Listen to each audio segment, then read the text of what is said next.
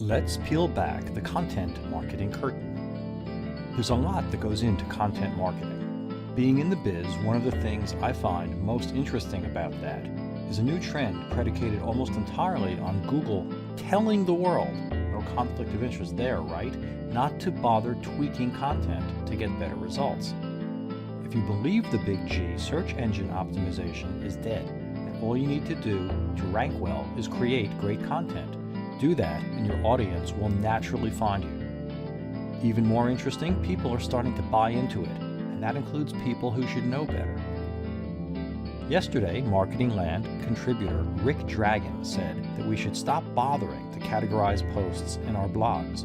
His argument, as near as I can tell, is that hierarchical categorization of content is no longer of any real value, and the statement taken on its own merits is accurate because it's unlikely that many people are consuming your content by querying your website for categorically related issues. But that's not the point of assigning categories to your content, and it never was.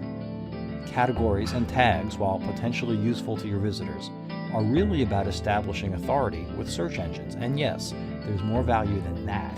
We often reference articles by pointing you at relationship-based groups here in support of the article being written, tagged, and otherwise marked up. So I'm not saying that SEO juice is the only value categories convey.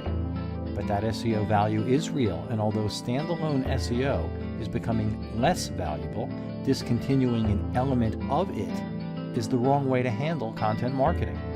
Just because very few people go out of their way to look for your content by using your predefined categories doesn't mean you don't need them. Want proof? You're in the right place. Some years ago, I asked one of my sons what the point of using hashtags on Twitter was, and his response, well, it's more fun, was one I didn't understand at the time. Looking at the issue from a purely analytical standpoint, I saw that assigning random categories, or actually tags in this case, to disparate posts wasn't a real grouping at all.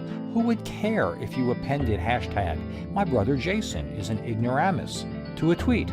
Who would ever find that by searching for it? But take out the name and change the last word of the tag to something more common, and there's potential for your category/tag to have some value and spur more contact and further discussion. The hashtag "My brother is an idiot" is one that people actually use, and Twitter is about as large a content marketing success as there is anywhere. Rick Dragon's point, though, was about rigid hierarchical categorization, and it's as incorrect as my old assumption about the value of hashtags. The picture at the top of this article is the beginning of one section from our homepage. That section is a grouping of the articles posted here arranged in reverse chronological order. But take a look at the first post. It isn't current. It's a post from 2010 about HubSpot, and part of our content marketing strategy is to capitalize on the high rankings people see for us when they search for various HubSpot-related ideas.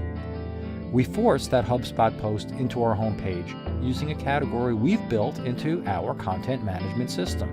Now look at this picture of the footer that appears on every page of Answer Guy Central.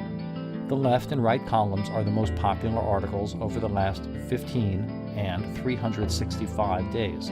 Those categories are time-based, and while there's no real reason for anyone other than my fans, and yeah, I have a few, to care about which of my words are most popular by having those posts listed and relisted every time a page gets loaded here, we increase the efficacy of our content management, read SEO, in the eyes of search engines.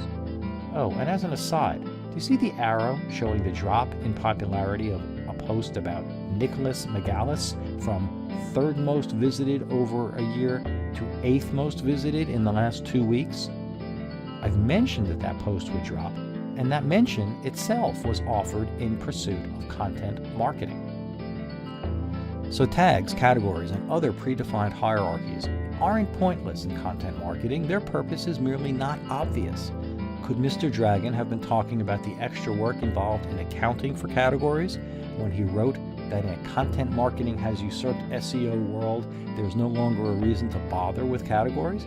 I hope not, because if you look at the right side of this picture showing our tag cloud, also an SEO and therefore content marketing magnet, by the way, and the part of our content management system that we use to populate tags and categories, you'll see there's no work here at all. Enough said, right? Now I've evolved.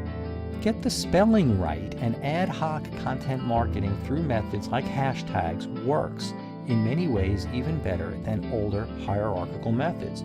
But the name of the game, even if you aren't completely sure of what the game is referral volume, and the old school methods of attracting traffic still matter too. Don't be throwing out those categories. Got it? I'm the Answer Guy, and I'll be back.